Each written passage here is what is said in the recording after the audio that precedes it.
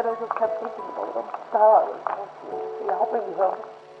It's amazing, you know, to see how far this horse has come. It's not easy, it's hard. We would rather starve than let our horses starve. We want the horses. We want to help them. We want to be able to make a difference in their lives.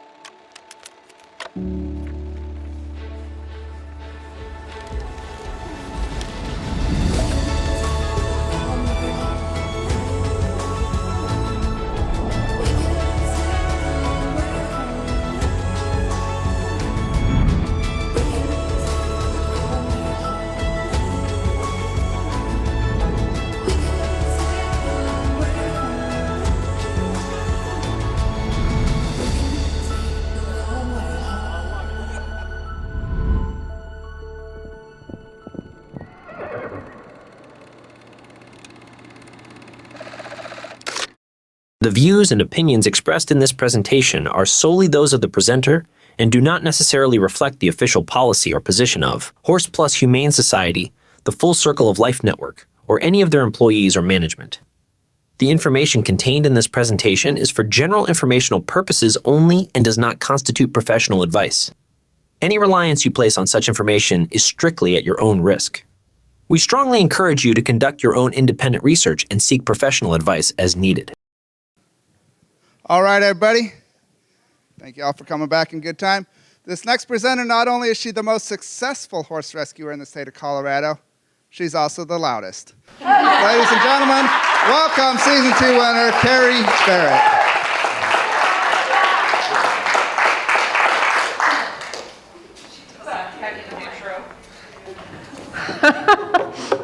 How was that for an awesome intro? Thanks, Jason, really. I appreciate that.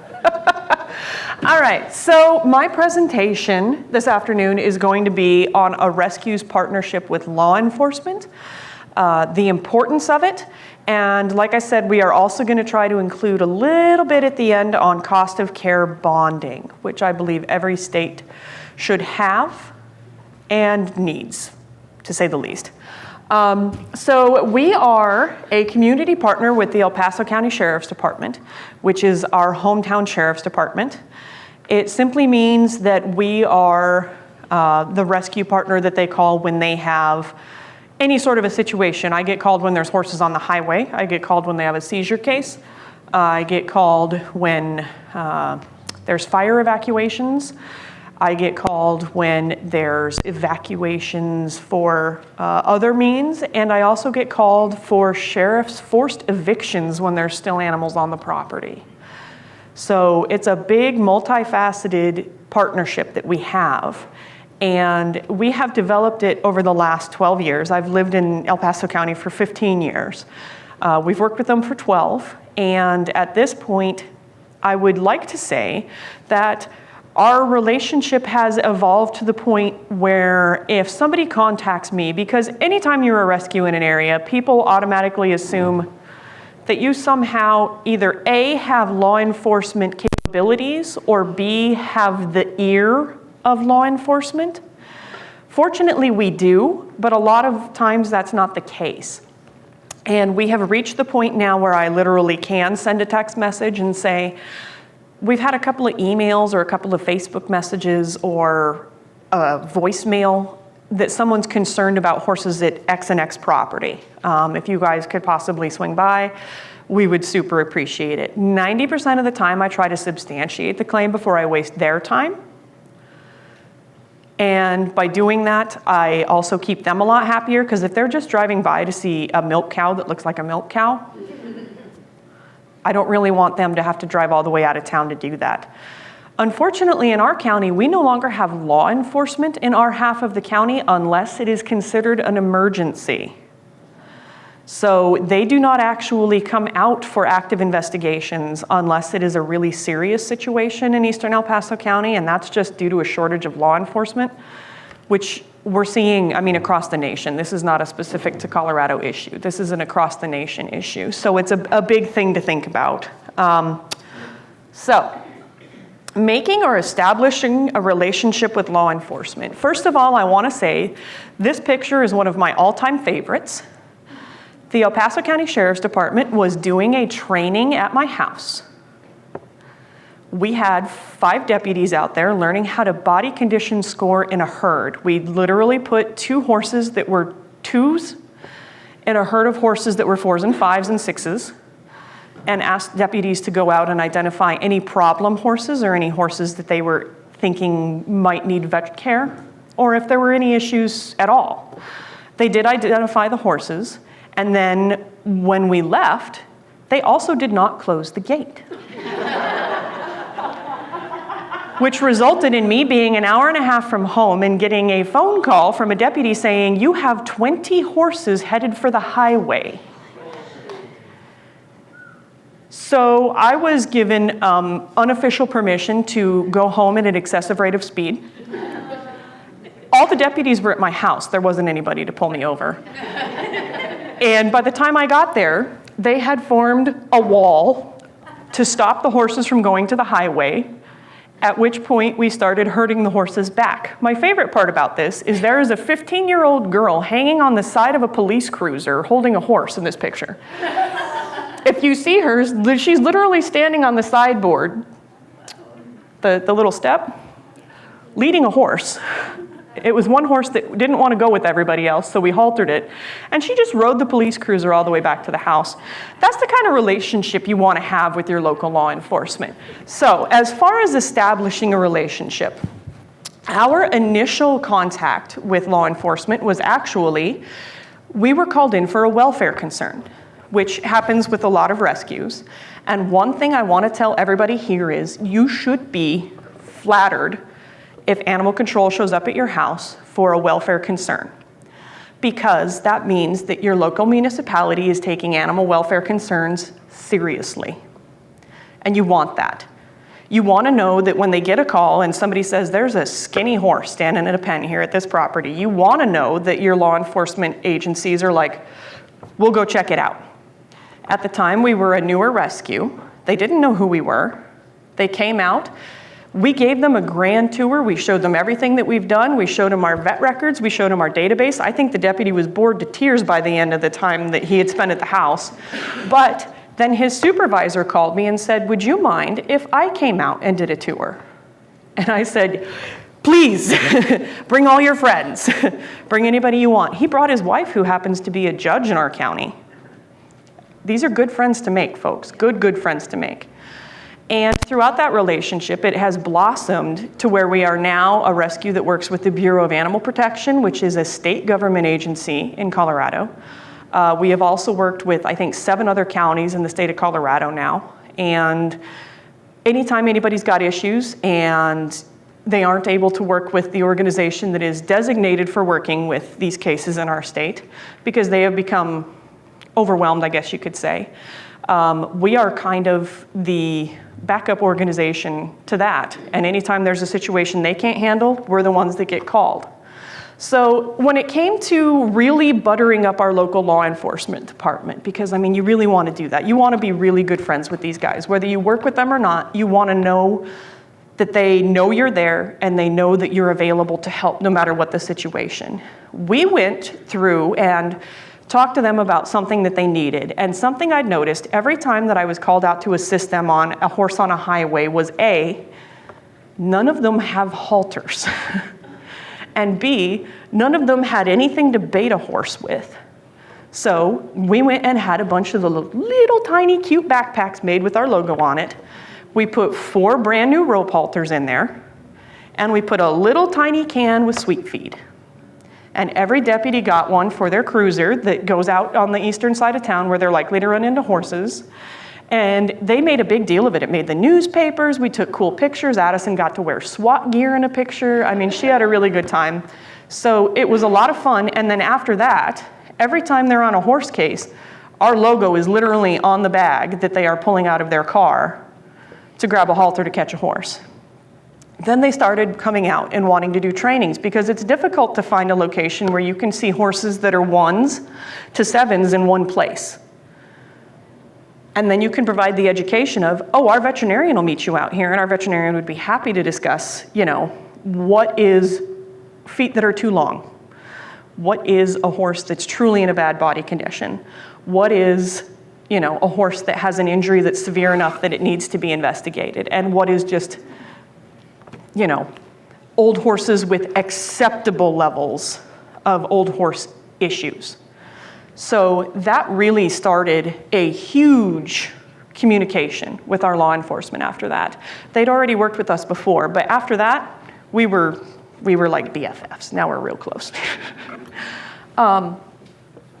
So number one, every rescue here should be 100% familiar with your local statutes. And I want everybody to understand there are state laws, there are county laws, and then if you are within a township or a city, et cetera, you may have your own laws there. Sometimes these laws are conflicting. If it's conflicting, it's whoever's got home court advantage.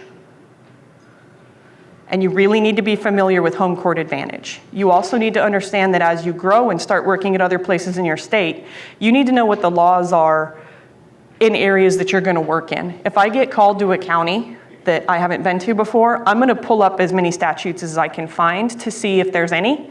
Because if there's not, then they're going to refer to the state statutes. But you want to be super familiar with your local laws. There are some really antiquated laws in Colorado. I mean, they can literally still hang people for horse theft in Colorado. Obviously, nobody's doing that. But it's never been taken off the books. So it's something to keep in mind. You want to make sure that these are also the laws that are actually being used and cited in law enforcement. So one thing that I am just exhausted of seeing anytime I make a Facebook post anywhere is people say, oh, animal cruelty is a felony now. No, it's not. Oh, it's a federal offense now. No, it's not. Well, the PACT Act made it. No, it didn't. Read the PACT Act sometimes. It's a really interesting law, but is also fairly useless for any actual law enforcement purposes. If you actually read through it, it has a lot more to do with like videos of purposeful torture, AKA dogfighting, cockfighting, also bestiality videos that are shared over, state lines and things like that. It does absolutely nothing for your day-to-day animal stuff. But every time I make a post about a starved animal, everybody's like, oh, animal cruelty is a felony. Nail them with it. It should always be a felony. Animal cruelty should always be a felony. It's a felony now. It's not. It's not. In fact, in the state of Colorado, it has to be very clearly aggravated. And by aggravation, it generally means that there has to be a very clear established history, or there has to be very purposeful torture, neglect, or abuse, which is really hard to prove in the state of Colorado. So again, just literally read the PACT Act. It's kind of useless. So what can you, oh, there's Addison in this walk here. Look how tiny she was. So what can you offer law enforcement? So as a horse rescue, there's all kinds of things that you can offer law enforcement. And also, because you are simply in horse rescue doesn't mean that you are not the person that they're gonna call when there's a dog in the highway or a chicken in the highway, or, we've been called on cockfighting rings. Like, what am I gonna do with that? Like, I don't.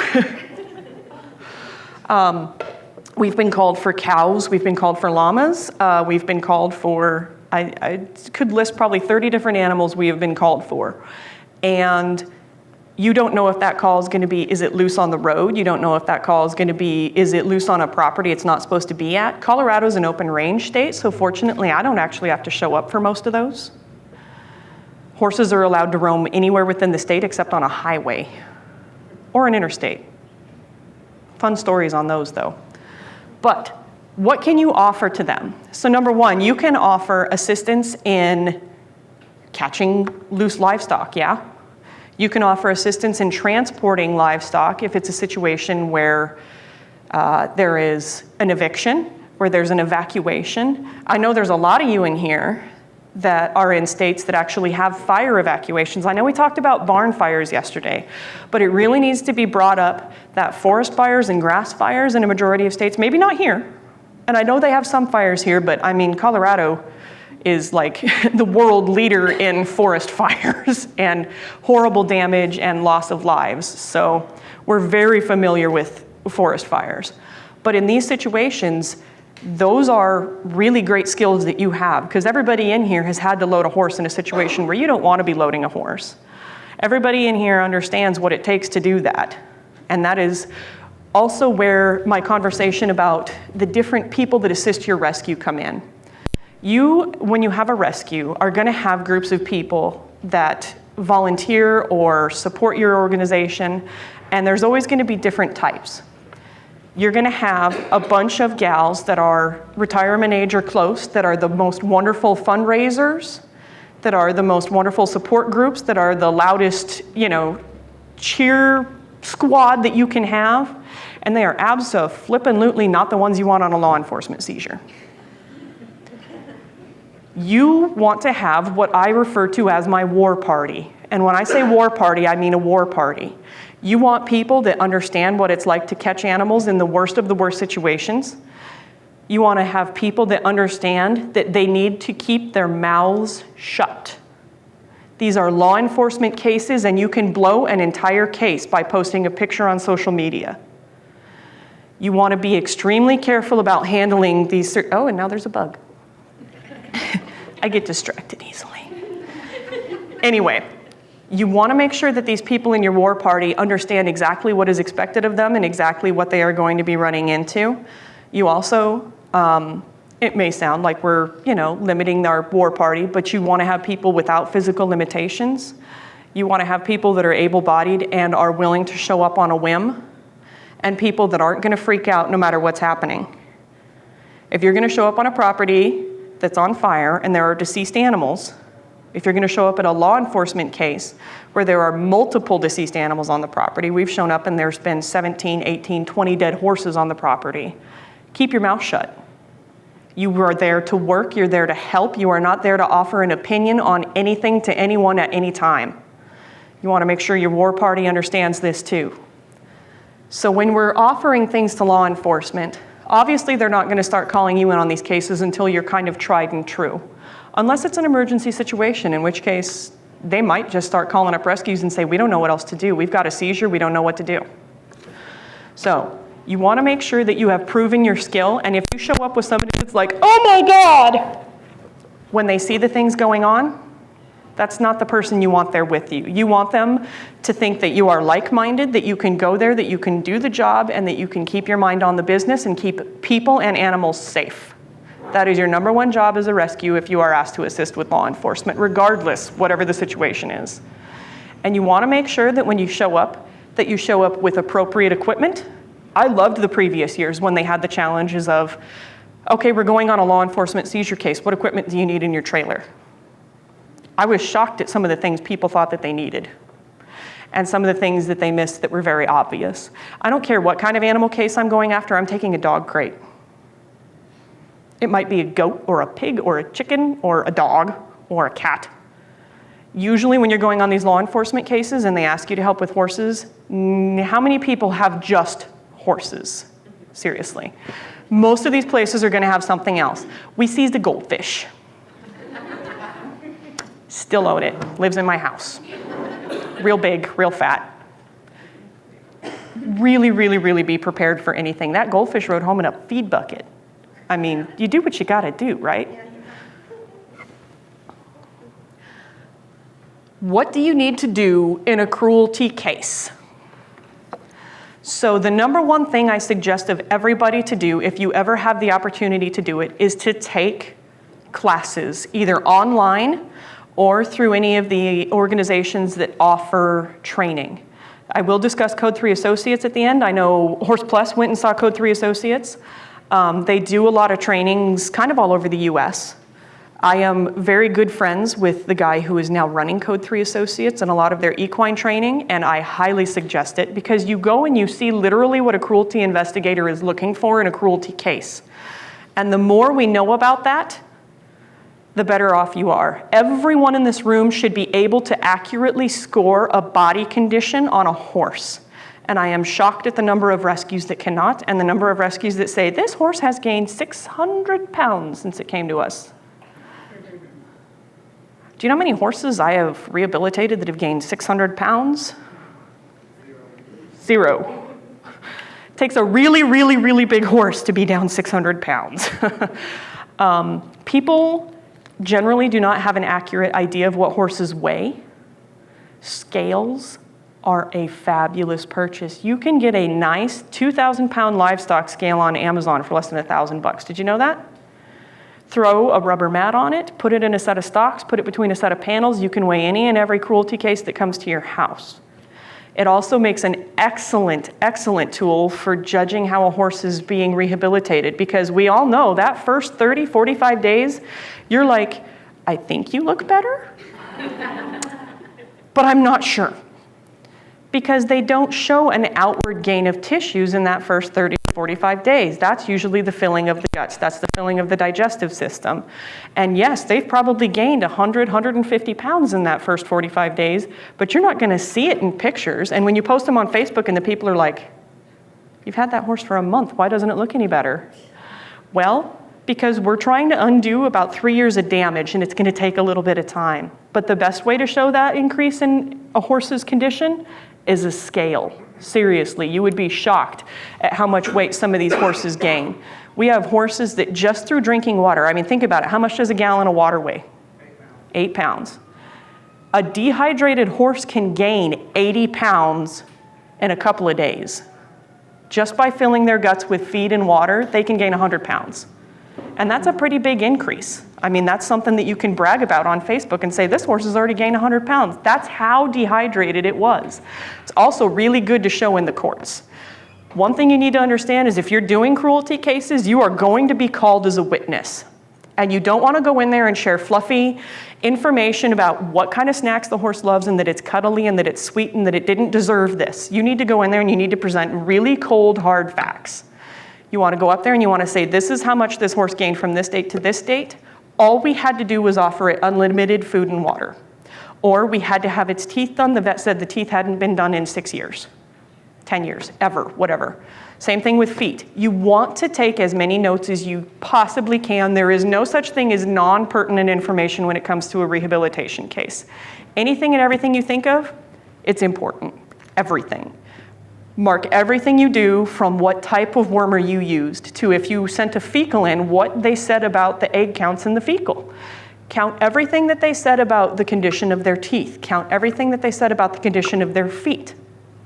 Any and everything that you can say makes you sound more professional, and not just professional, but it makes the jury want to listen to what you have to say. Because if I go in there and I say, oh my God, this horse was so sweet, guys, and it just really didn't deserve it, they're going to be like, okay. But if you go in there and say, this horse gained 180 pounds in 90 days on just free choice grass hay, this horse was not offered food, that's going to make you sound like you really know what you're talking about, and juries don't want to hear fluff. They want to hear facts. People love facts. Everybody loves facts. I love facts. Statistics, facts, numbers, those really convince people to do stuff. So it's something you really want to keep in mind. There is no such thing as information that is not important. What education is needed and what education is available? So this is actually a Horse Plus horse, and that's KT. So this mare is the mare that had coffin bones through the bottom of her feet. She was sold at the Cookeville auction. She had her coffin bone, like literally she was down, and the minute she came out of the sales ring, when she was down, they had their vet tech there, and we started unwrapping her feet because her feet were wrapped, and she had used motor oil rags stuffed up into her feet so that she was capable of walking through the ring. They found out a short time later that that horse had already been through another auction. It wasn't even weeks before, was it? Really recently, she had been through another auction. So that horse was sold at an auction in another state, drug here, run through this auction. Could you imagine if she'd ended up with, you know, one of the trader kill buyer scams instead of actually at a rescue? She just would have been bartered off to the next highest dollar.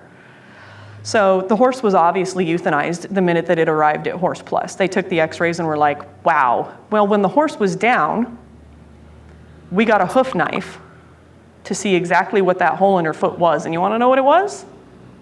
The coffin bone was through. I mean, it looked like it was on the x-ray, but with the rags, it was hard to tell. It was there. The coffin bone had punched through the bottom of the foot. The horse was walking on that. It was insane. So as far as education is needed and available, raise your hand if you think that you are actually proficient at the scale, at scaling a horse, like a body condition score of 1 to 9. Who actually thinks that they could do a law enforcement level scale of horses or rating of horses?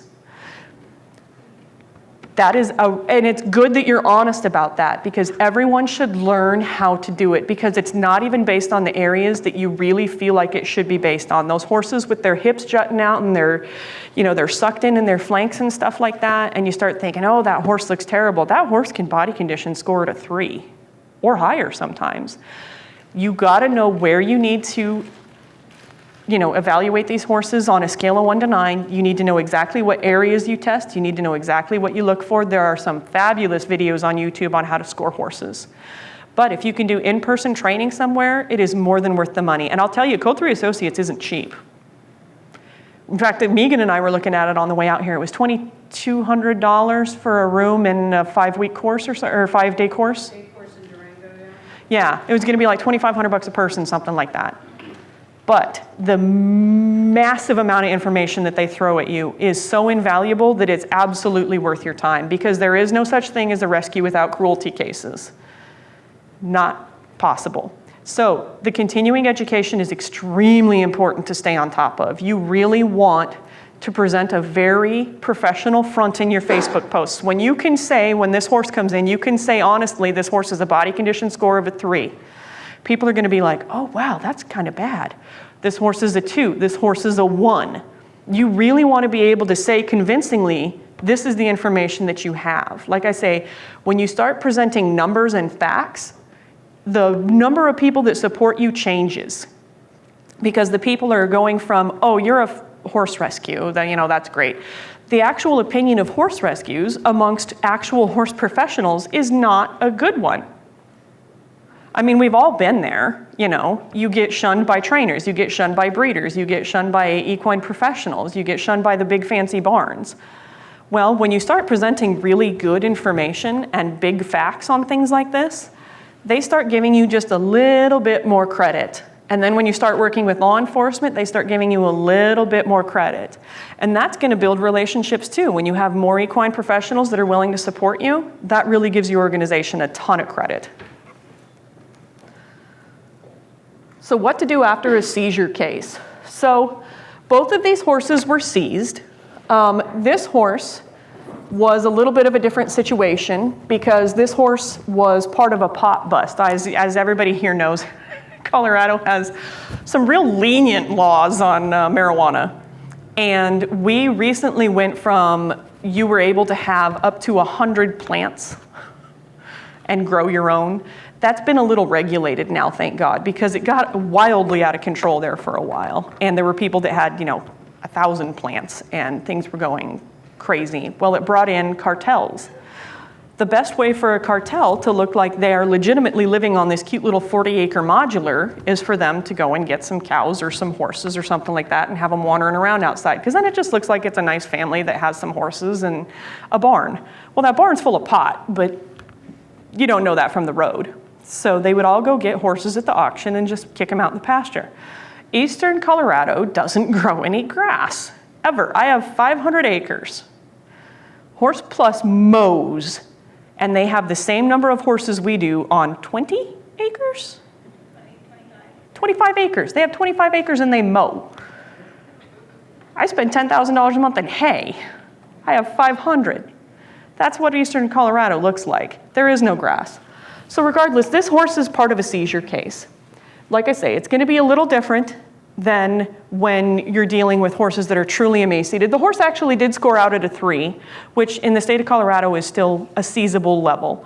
And that's something people need to understand is we see a lot of posts on Facebook of a skinny horse and people say, oh my God, why hasn't law enforcement done anything yet? Because they have to wait for it to get bad enough that they can charge the people.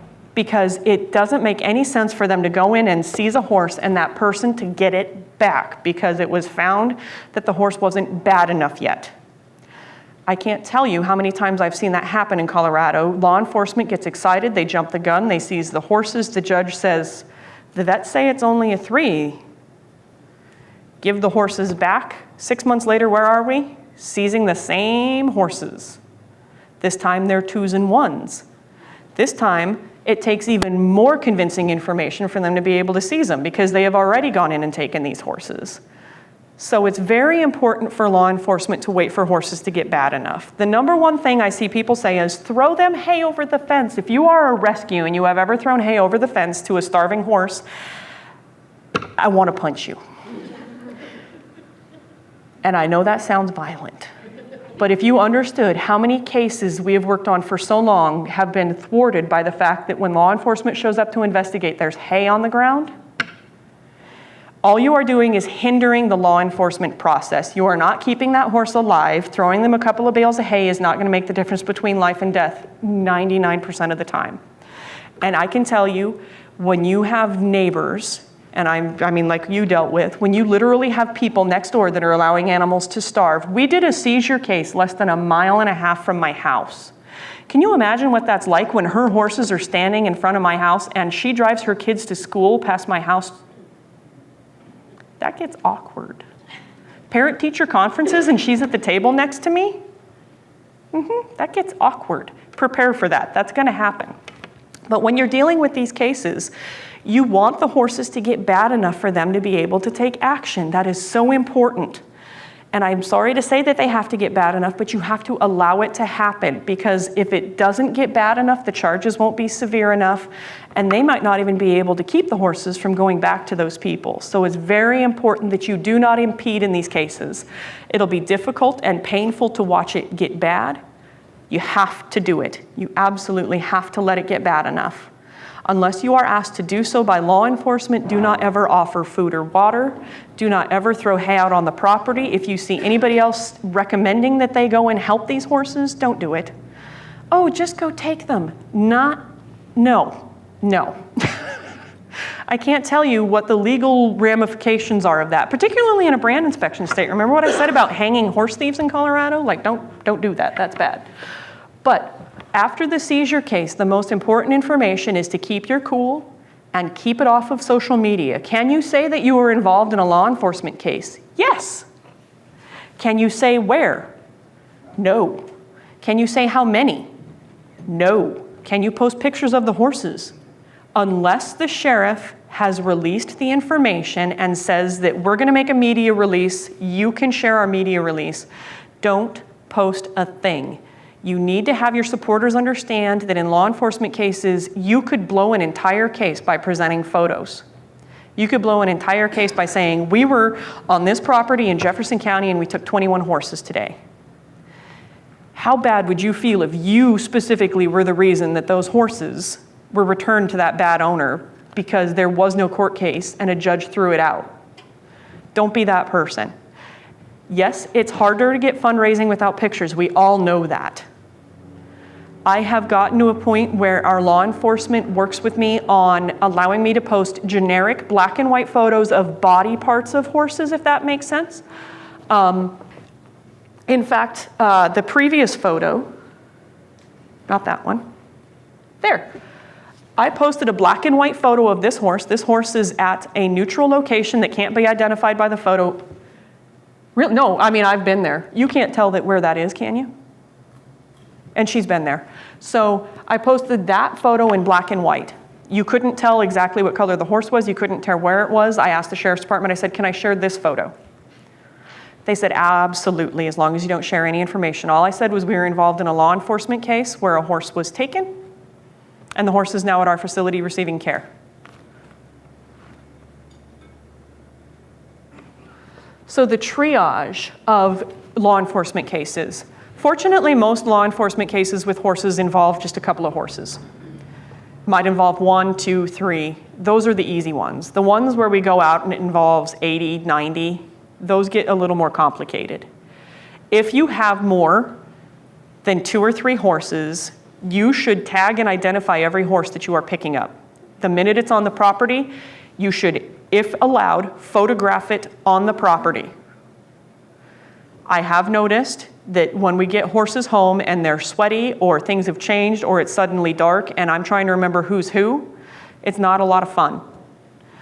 Just do basic identification photos. These are exactly the photos you want. You want close-ups of face markings, you want left side, right side, and then a picture from behind. That's all you need. Just put it in your cell phone.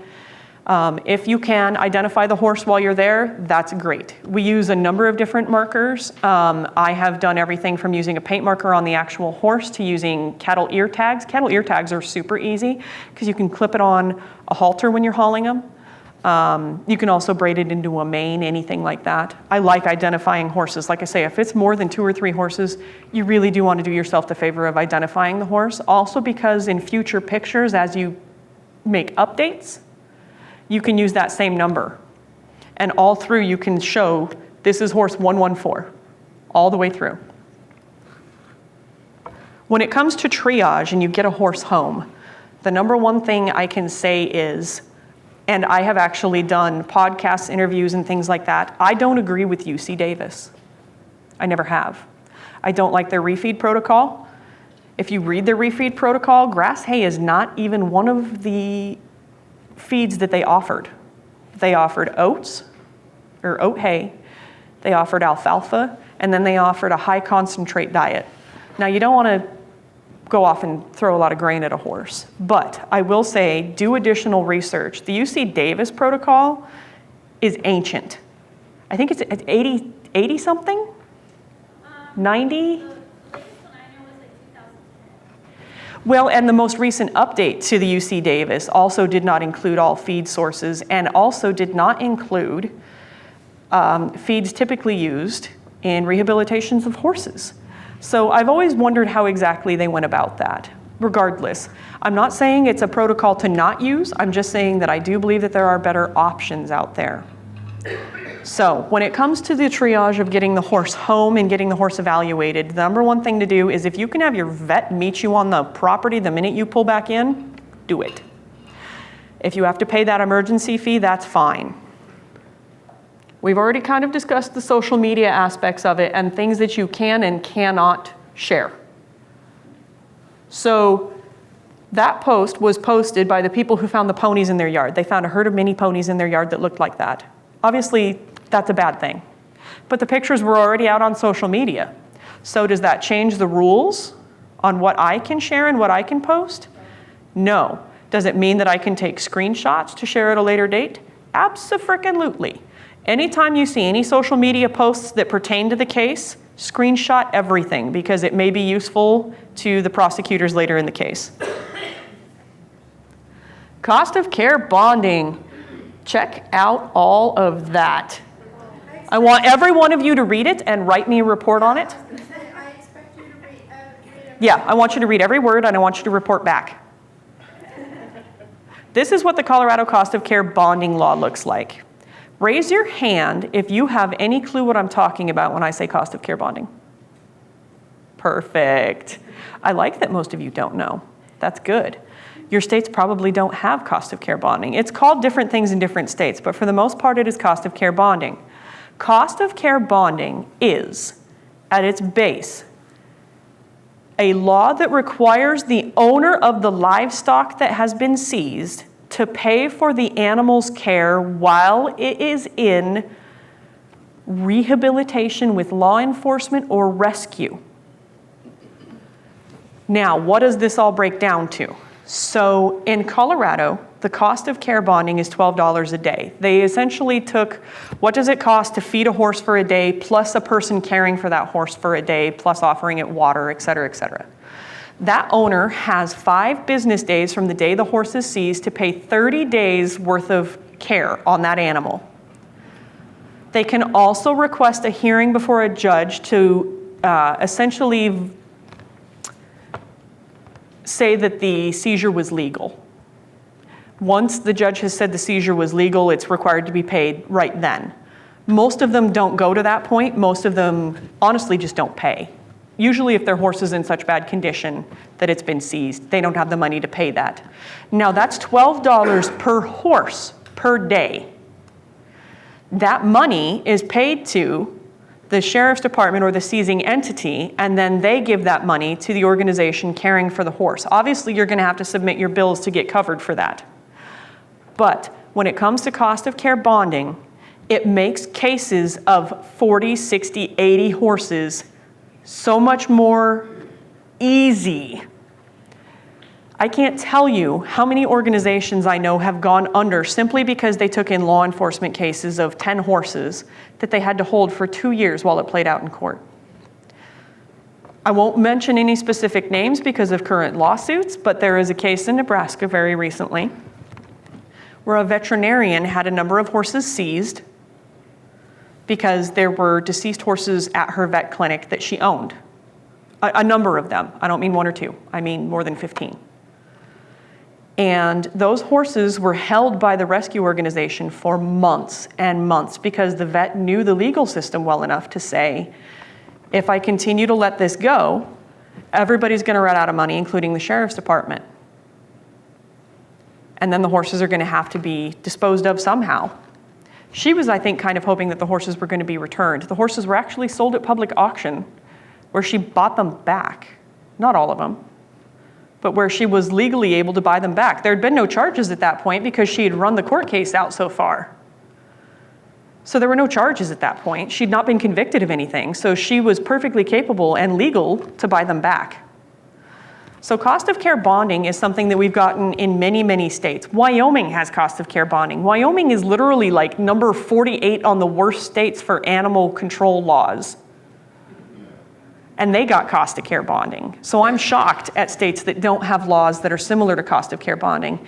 Now, the rule with cost of care bonding is you also want it to be a very hard, what happens if they don't pay the cost of care bond? Because there's a lot of states that have cost of care bonding but are fuzzy on what happens with the animals when cost of care bonding isn't paid. You want that law to very clearly state that the animal then falls to ownership of the seizing municipality. If it was the sheriff's department, police department, whoever, then the ownership will fall to that person or entity. 99% of the time, the sheriff's department's going to say, I don't want anything to do with this. And they're just going to sign the horses over to the rescue. At which point you can continue rehabilitation, euthanize, transfer to another rescue, adopt out if that's what's, available at the time and reasonable at the time. But cost of care bonding needs to happen in all 50 states. In fact, I think cost of care bonding should even be, I would hate to say a federal law because it ranges so much in expenses from state to state, but every state needs cost of care bonding. And if your state doesn't have it, work on getting it done. It's not near as hard as you think it might be. Like I say, if we got it done in Wyoming, we can get it done anywhere because Wyoming is all about ag and ranching. And if we can get it done there, you can get it done in your state. Now, when it comes to cost of care bonding in Colorado, like I say, they have 5 business days to pay it. If they don't pay it, those animals are forfeited to law enforcement. If they do pay it, they have to pay it the entire duration of the case until the case is disposed of. Doesn't matter if that's 3 months, 6 months, 2 years. They have to pay it every month on the month. This really encourages them to not drag their feet because animal cruelty cases love to drag their feet so that it falls out of the news and the jury forgets. They don't want people to remember what they did. And lawyers will encourage them to drag it out, and you don't want that to happen. So cost of care bonding also makes it to where they really want to get this done right now. They want to go to court right now because they don't have the money to pay that. As far as what to do with the animals once they are surrendered to your organization, as a general rule, if it's possible, and there are pending charges, I will keep the animal and rehabilitate the animal, but now that it's mine, I can, do vet care as needed. I can do whatever is needed with that animal. I don't have to wait for the sheriff's department to say, okay, it's been down for 2 hours, let's put it down. It's a nice situation to be in where you're the one calling the shots. But again, if it's pending charges, you still don't want to be sharing a ton of stuff on social media. You can say the horse now belongs to our organization. We will not be sharing images due to the sensitivity of the situation and pending lawsuits, pending charges, pending whatever. If it's going to go to trial, try to keep as much information on lockdown as possible. I know, this is my last page, guys, come on. So, we talked about Code 3 Associates. It's an excellent resource for getting continuing education. But as far as other continuing education, you would be shocked what you could learn on YouTube. Like I say, body condition scoring is something everybody here should be able to do. And you can get resources all over the place online on how to accurately body condition score horses. And I do suggest everybody, and I do mean everybody, learn how to do that, because it really, really, really changes how people view your organization when you start presenting yourself in a more professional manner on doing these body condition scoring and cruelty cases. So am I allowed to do like 2 seconds for questions? Okay. They can talk to you later. At lunch. Take your questions at lunch. Okay. If you have questions.